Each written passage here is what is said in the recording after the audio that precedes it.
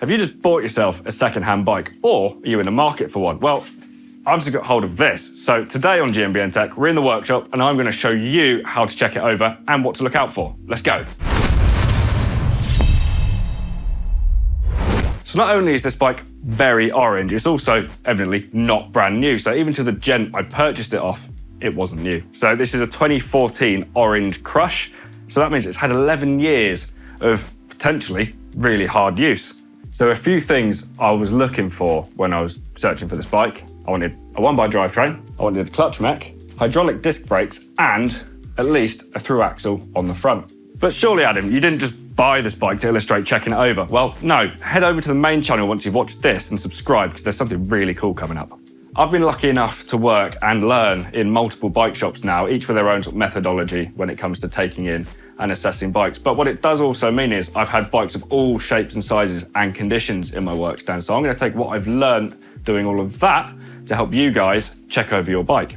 So if you are doing this for a friend or a customer in a shop, make as many coherent notes as you can, really. So being as transparent as possible here just helps build that level of trust, builds the best picture you can for them to relate to, and then that will lead on to bigger jobs, more work, keep you going. Before I get started, I'm going to grab a notepad and a pen to jot down my findings as I'm going.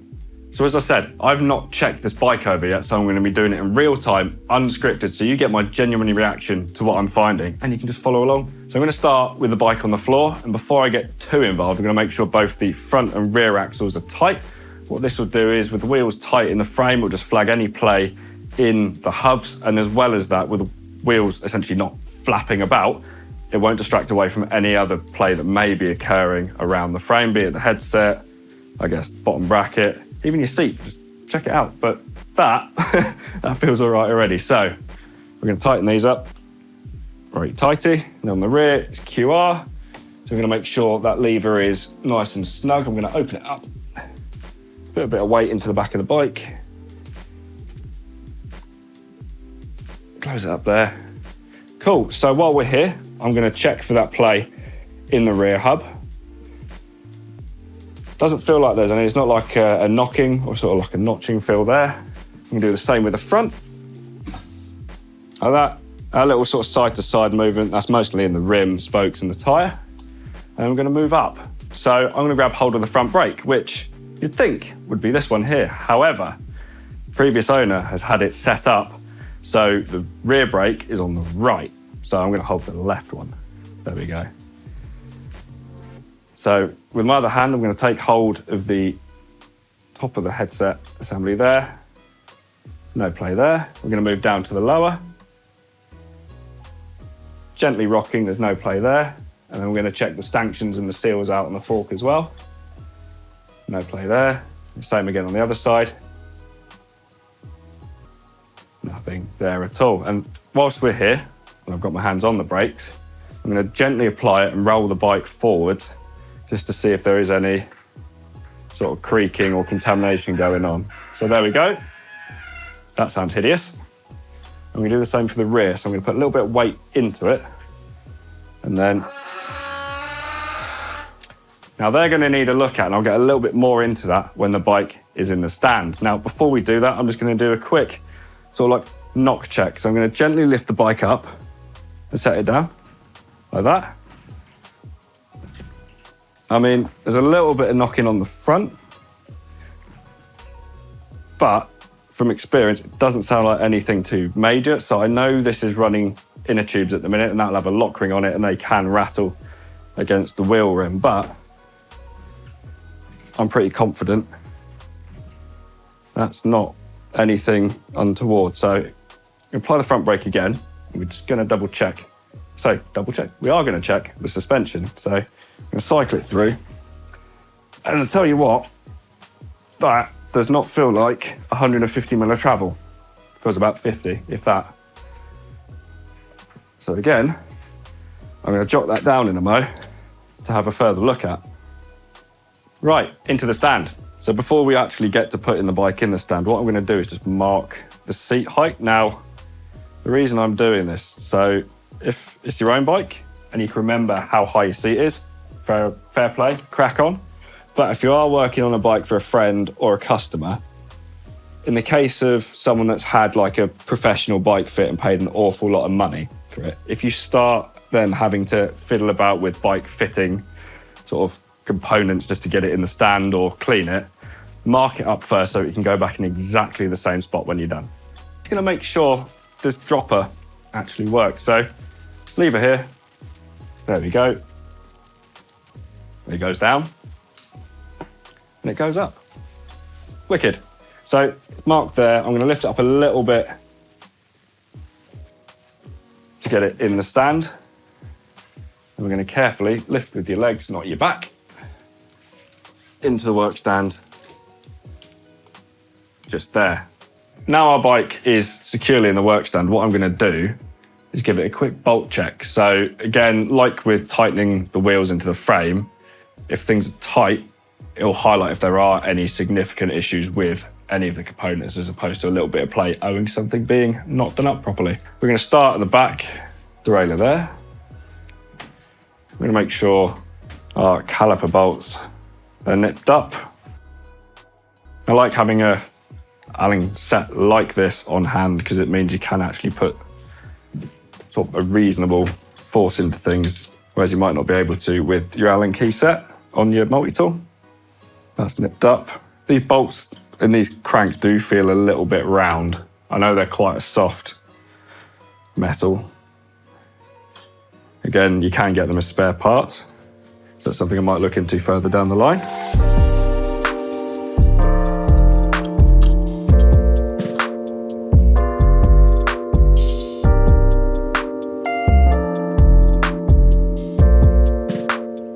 One, two, three, four.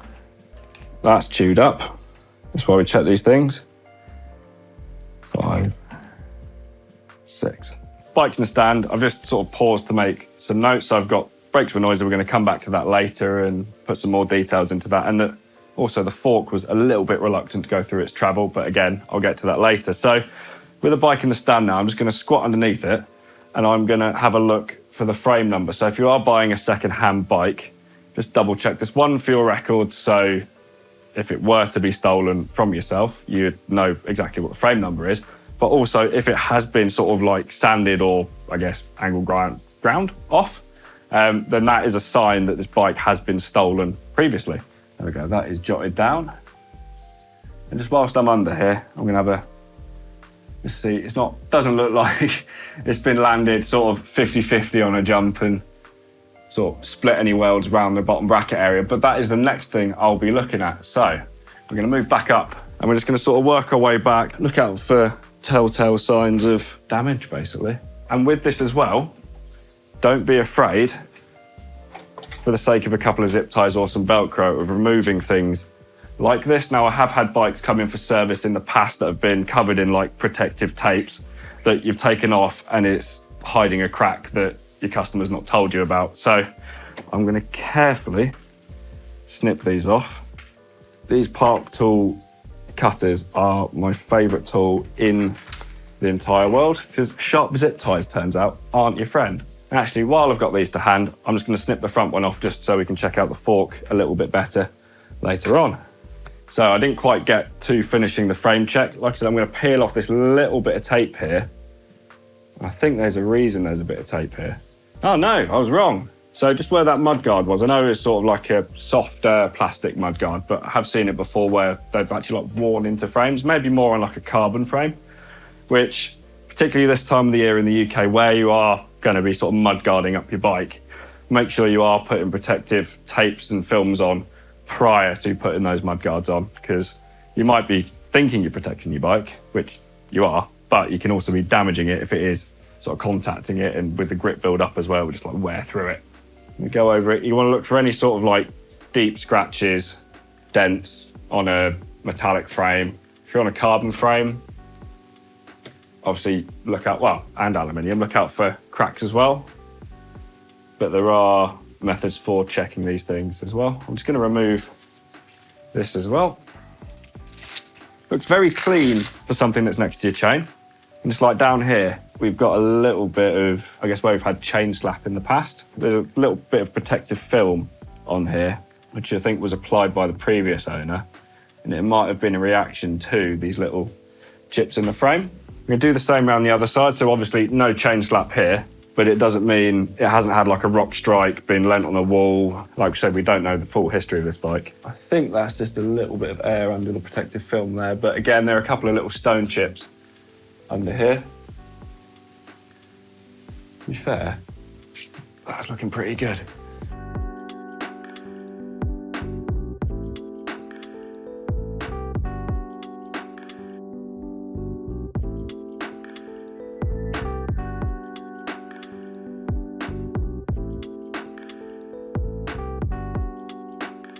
Just inside the frame here, that's a little bit more than just paint that's gone through there. So what could have happened there is the outer limit, I would assume on this, has been set a little bit too far out and allowed the chain to sort of jump off the cassette into the frame. Obviously, aluminium frame, it's not going to corrode, but if you're so inclined, you could just sort of sand it smooth and then apply a little bit of protective paint to it.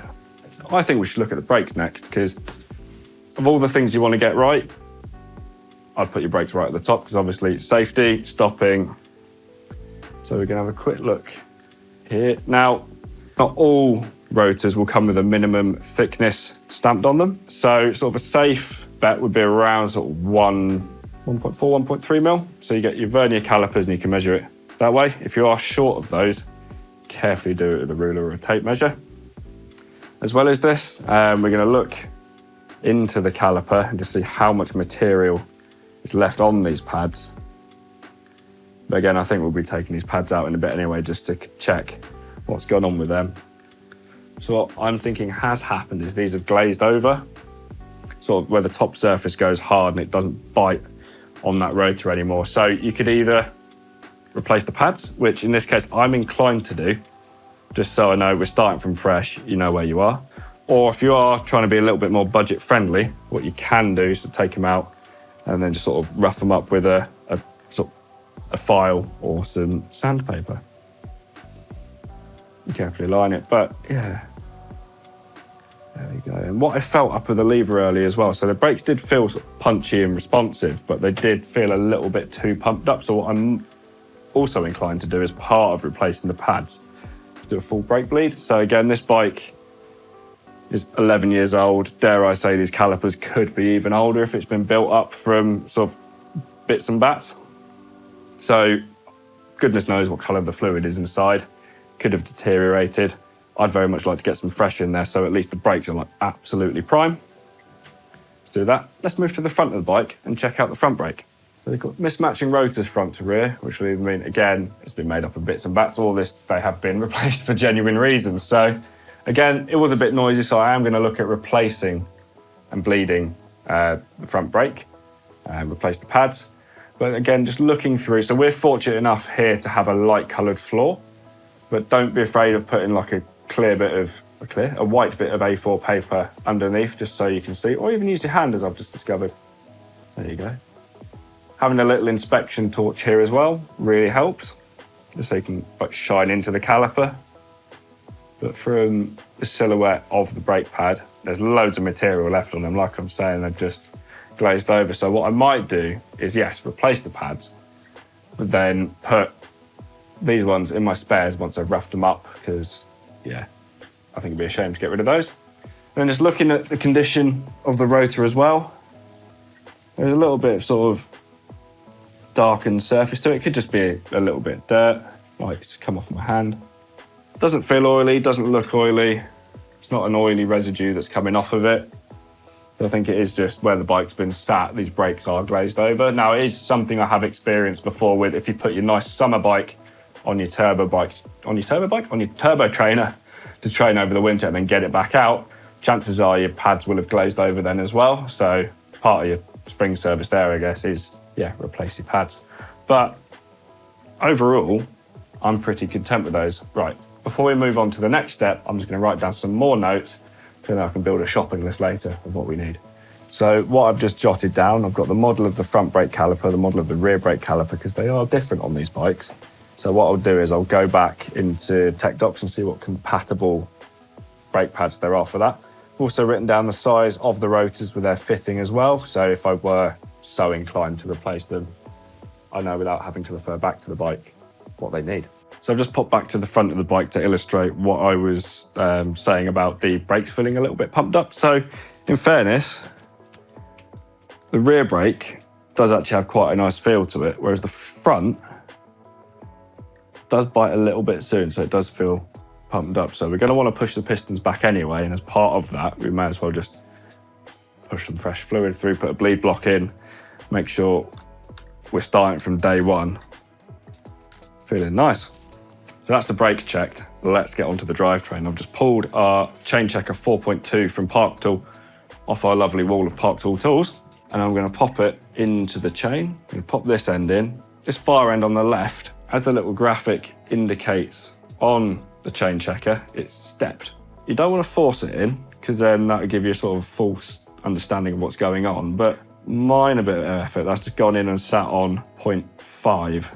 Now 0.5 normally means everything seems pretty good and in a pretty good place. So anything more than that, between 0.5 and 0.75, you're going to be wanting to at least replace your chain. And then from 0.75 and up, you're getting into chain and cassette replacement. And then as well as that, you've got 1. And at that point, you're probably going to be wanting to looking at doing your chain ring as well. So again, just check everything visually as well. So previous riders might have had a favorite gear. So it might be a brand new chain on it that works with 9 of the 10 gears, but it might have one gear that's significantly more worn than the others. Now, I've had that in the past where I maybe favoured 3 gears in the cassette, maybe 1 for going up, 2 for going down. Absolutely rinse the chain, put new chain on. It works great in what was 8 of the 11 gears. 3 of them, no bueno, didn't want to play. So that can get quite expensive quite quick. So if you just keep on top of measuring your chain, maybe keep on top of replacing it as well. That way you prolong the life of your cassette. So normally you can get 2 to 3 chains to a cassette, again, depending on your gear usage. And then you potentially get 2 cassettes, dare I say, to a chain ring. And there does seem to be quite a step between a couple of the gears on here that I wasn't expecting. Could be completely wrong. What branded cassette? It's an E13 cassette. That's exciting. So I thought it was a Shimano cassette, but it's not. See the gap here? Looks a little bit bigger than I would have anticipated. It might be completely fine. I'll have to go and double check that. Yeah, just look out for any sort of cracked or burred teeth. Anything that will stop the chain engaging nicely or shifting nicely. And again, look at the chain as well. Take your time, go through link by link. Make sure you haven't got any split links, stiff links. And when I say split link, obviously that is a split link. What I mean, links that are splitting. Watch how it's engaging with the jockey wheel as well. Now, just looking at that, they do look quite crudded up, so I'm going to come back with some of PT's nice degreaser in a bit when I give it a good wash. I'm going to move forwards to the chainring. And again, there's quite a sort of cruddy build-up on that chainring. Look for how the chain engages around here. An obvious sign that your chainring and your chain are worn, so you can actually see daylight through here where the chain isn't engaging fully with the chainring, which I don't think is the case here. And also you can get this phenomenon called chain wrap as well. So if you've got like a newer chainring with an older chain, what you'll find is as you are pedaling, that chain will suck up into here. That's not necessarily just a 1x thing. I have seen it on 2xs where you go to shift, things get snagged up and sort of pull round. Is a little bit of a, not a complicated fix, but can take a bit of time to get right. And as part of checking the drivetrain, I'm going to check over how this shifts. Now I'm interested to see how or why this sort of damage on the inside of the frame has been caused. We're going to carefully work our way up to the top of the cassette with the clutch on. There we go. So 10, 9, 8, 7, 6, 5, 4, 3, 2, 1. And always be a little bit careful shifting into first gear, because if the limits aren't quite set right here, the mech could sort of eject itself into the wheel, get pulled round and do all sorts of damage there. But limits seem nice and fine there. I'm going to shift back down. Now you can hear that, and you can probably see that juddering. So I think the B tension on this isn't quite sufficient to make it onto this sprocket on the cassette. I'm going to give it a little bit of a helping hand down, so mind your fingers. There you go. That's something to note. I think a little bit slower shifting down than it did shifting up. Now, because when you shift up, that's the back brake. When you shift up, you're essentially releasing tension out of the cable. What that might mean, there's some stiction in the system. So what I'm going to do is just work my way up this cable here, just check the condition of it. So obviously where it's been sort of loosely, there you go, yeah, loosely zip tied to the frame, it may have rubbed. Definitely got some rub here. This is where these little rubber bits come in handy.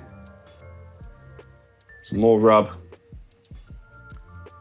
And again, if the bike has been sat for a bit, there might have been sort of moisture from washing that sort of ingressed into said cable, sat there, started to corrode, and with these steel cables, it does cause stiction. So I think what I would like to do is put a fresh section of outer, some end caps and a new inner cable in it, because even if you look down here, that's starting to fray up a bit, just where it's been clamped. But I think our shifting issue, oh, maybe not. There we go, it's listening.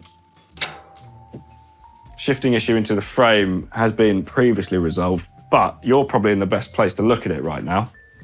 If you look down the back here, you want this top jockey wheel to be either sort of dead in line with this small sprocket on the cassette, or fractionally off to the right, just to make sure it snaps into that gear. If it is too far over, that's what's going to be ejecting this chain off the cassette and getting it stuck between the cassette and the frame. The shifting didn't feel too bad, but I want to double check see if the mech's bent at all. So I've put it in the middle of the cassette. And what we're looking for here, again, is that straight line between your selected gear and your two jockey wheels in the derailleur. The mech's nice and straight.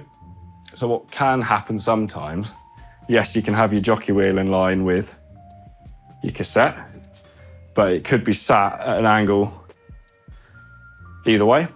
And in doing that, it will just essentially ruin the quality of your shift. What that shows is the hanger's bent. More so, there'll be sort of inward where a bike may have fallen over, had something put on top of it, etc. But even just looking at the mech, there aren't any signs of like scratches dropping. There's a little bit of wear here, but not like a gouge. So something may have just been sat against it gently. Yeah, gear-wise, I'm pretty happy. I think it does feel a little bit grimy and a bit sluggish, so I'm really keen to give it a really thorough degrease with our PT's degreaser, and then re-lubricate it again. Jotting down, so it's 10 speed, so if you do need to replace the chain, you've got that noted. Got an E13 cassette. I do normally write the cassette ratio. I haven't counted that up yet, but I can go back to that. And then I want to replace the inner and outer gear cable. Right, next up, I'm going to check the wheels over. So I'm going to grab my cloth and a little bit of cleaner. I'm just going to wipe round the tyres and the wheel rim.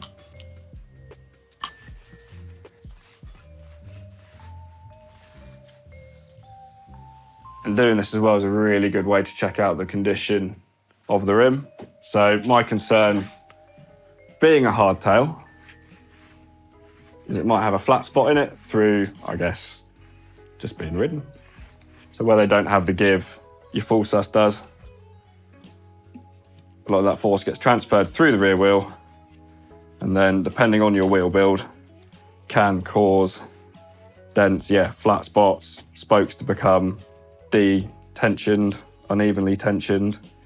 So what I'm going to do next, carefully rotate the wheel round, check the edge of the rim with the bead of the tyre, make sure if there was a flat spot, it'd be sort of like a divot in like that. Little one there.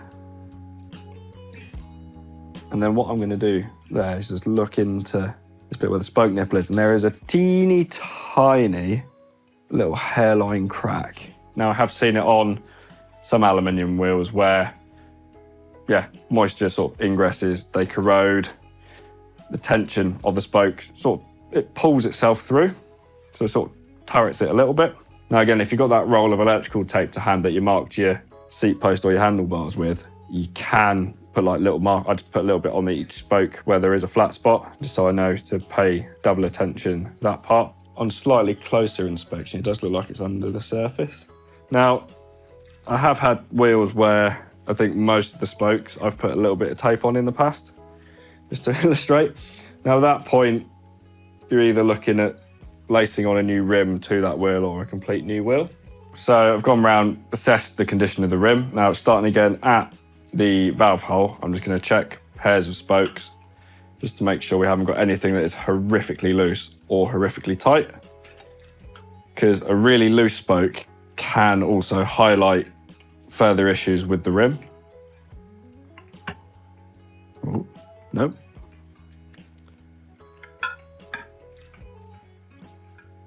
Again, nothing untoward here, which is cool.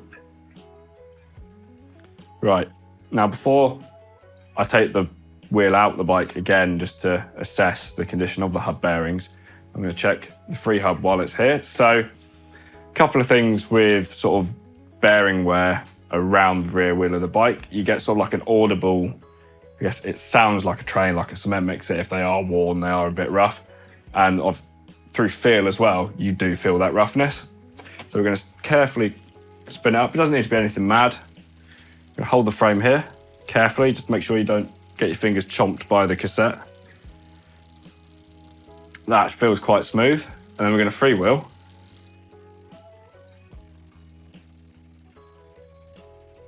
Like, there is a little bit of noise there.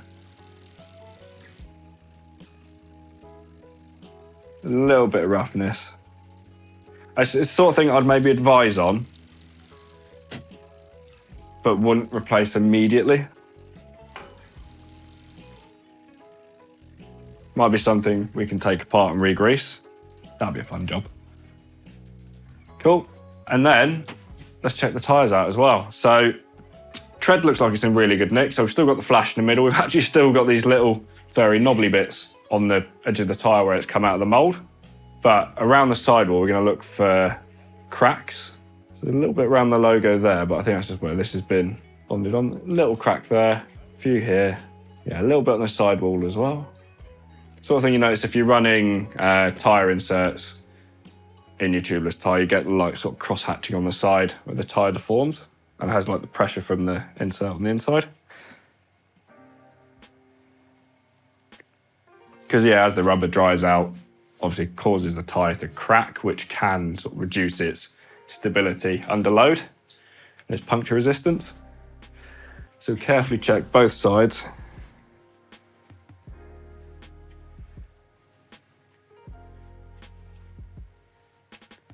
Other than a bit of dirt, that's looking good. And then we're just going to have a look around the tread, make sure we've got nothing poking through. Like, both the tyres on this bike were inflated when I picked it up. That could mean the chap has pumped it up 5 minutes before I got there, or it's genuinely unpunctured. And then we're going to repeat this process of checking the rim, checking the spokes, checking the tyres on the front wheel. It does feel like a slightly different rim design to the rear wheel, so I'm wondering if the rear wheel has been replaced at some point. And this rim is eyeletted. So in theory, it's less prone to cracking than the rear.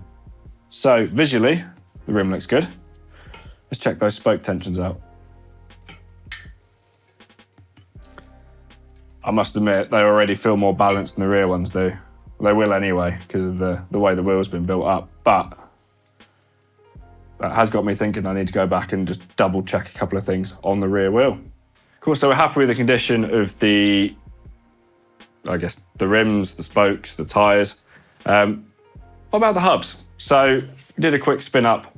Free hub sounded a little bit rough, but what I'm going to do, I'm just going to pop the wheel out of the bike. So we turn the clutch off if it's not already off. There we go.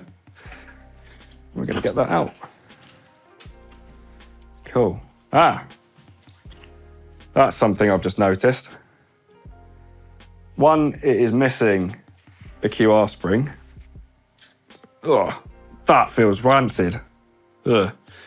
And also, the QR spring on the non-drive side is currently orientated the wrong way, and as a result, it's sort of worked its way up onto the axle and sort of oversized, so I'm going to be after a couple of springs for that.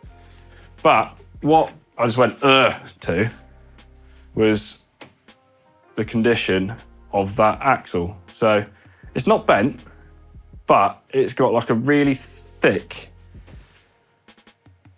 layer of grease on it. It's like the grease has also sort of become like little strands. So that could do with a really good clean out. That could do with a really good clean and re-grease with some PT's assembly grease for longevity. I'm gonna leave the spring off for now, but it's something I'm gonna replace. That's how good. Ugh. That's actually got me thinking. Is that bent? Don't think so. No. Right, we're gonna pop that back in for now. Right, so I'm not gonna tighten it all the way up. Obviously, it's got to go back in the frame, but I mean, it's smooth, but it's tight, so it's like it's been over preloaded. I'm gonna jot that down. It's just something to check in the service. It might just be worth. So we'll clean the cassette, we'll take it all the way off, clean it up. And in doing so, I think I might just pull this rear axle apart, give it a really good clean and re-grease because that feels quite tight. For now, let's just pop it back in the bike for safekeeping. There we go. Now we're going to move to the front. We're just going to remove this one. There we go, pop that back in there. Now that axle looks significantly less ruined. So, oh, that feels nice. That is buttery. A little bit of noise to it, so might just be worth popping the seals off those bearings and putting a little bit of grease in there. There's no play in the end cap there. No play in the end cap there. Yeah, sweet. Happy with that. But again, I think I'll be cleaning and re-greasing that axle.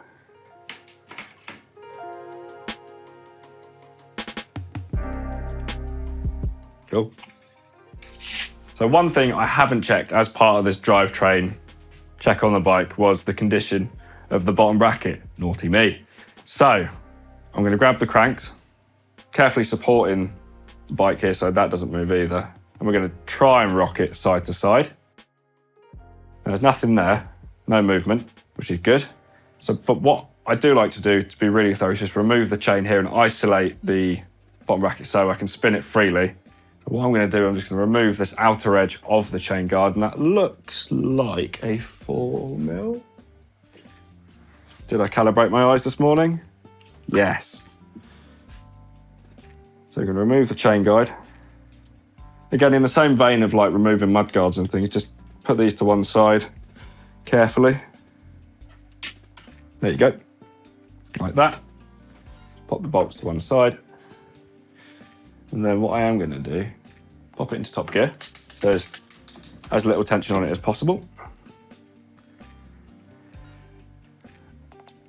Release that. We're going to work this chain off the chainring. Not that way. Now, when I was doing this daily, I had a really good technique for doing this, but it's a skill I've clearly lost being away from the shop. There we go. Right. So I'm gonna. That's buttery smooth. I have no concerns there at all. So we're gonna carefully put that back on. Now, with this, you could go to the level of popping the cranks out the bike and sort of further investigating it that way. But a lot of time with bottom brackets, I always found it better to essentially leave everything as it was, jot down on there, go to your laptop, go to your computer, do your research, find out what bottom bracket fits that bike, and then relay that back to your customer or your friend that way. Yeah, that's the bottom bracket checked. And whilst we're in this region of the bike, I'm going to check the pedals as well. So these have got these very vibrant green ones on there. Doesn't really match anything else on the bike, but that's beside the point. So, I mean, there's a little bit of roughness. Yeah, a little bit of movement there as well. Obviously the seal's popped off there. You know, could potentially open these up, see if they are on cartridge bearings, or we can pack them full of grease. We'll check the other side as well. And to be fair, another check you can do when the bike is on the floor is if someone comes to you and says, oh, my bike's creaking. And it's like, oh, one of the things you can check, obviously, checking a bike under load in a stand is near on impossible. So either carefully test ride it, or I'll show you quick while I'm thinking about it. Pop it on the floor, apply the front brake, spin your crank round, and apply sort of a forward load there. If there's a prevalent click there, chances are there's something in the chain set, pedals, potentially bottom bracket. Not always your bottom bracket though, that is creaking. So the bike's back up in the stand. I'm going to move up to the cockpit area of the bike now. First thing I'm going to make note of is how not to my liking these grips are. They're not my usual Ergon GGHs, but that can be easily addressed. But again, we're just looking for sort of nicks, bends, little folds in the bar. Sort of any signs of fatigue. It's not here. They do feel quite wide, so again, I might be addressing that in a moment. But whilst the bike was on the floor earlier, we did check to see if there was any play in the headset. There wasn't, so it was definitely nipped down sufficiently for that. But we're going to check for roughness in the headset. Again, you could do this on the floor as part of that. Does feel a little bit rough. I am wondering if it was a little bit over preloaded, so I'm going to grab this Allen key set here with a ball end on it. Put that down. I'm going to back these out. That wasn't particularly tight either, but that will lead us on to our next step shortly. Do that, 6mm. Lovely BergTech top cap.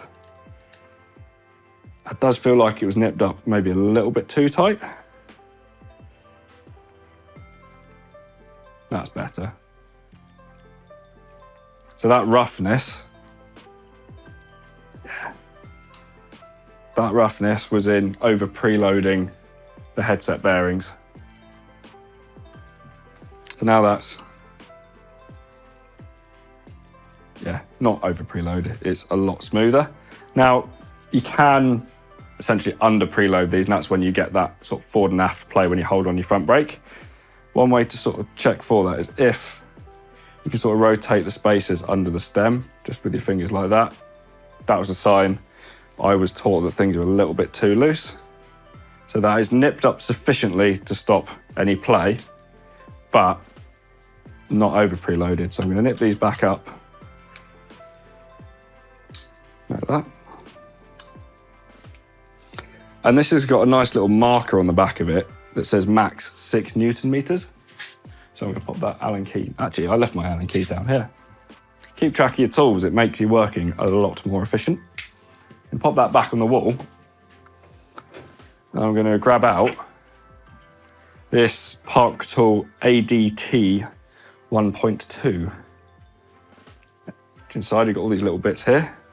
And that stem has some 4mm bolts in it. So I'm going to grab the 4mm bit, pop that in the end, put that back in there for safekeeping, and then wind that up to the prescribed 6 Newton meters. And we're going to AB these, tighten things evenly.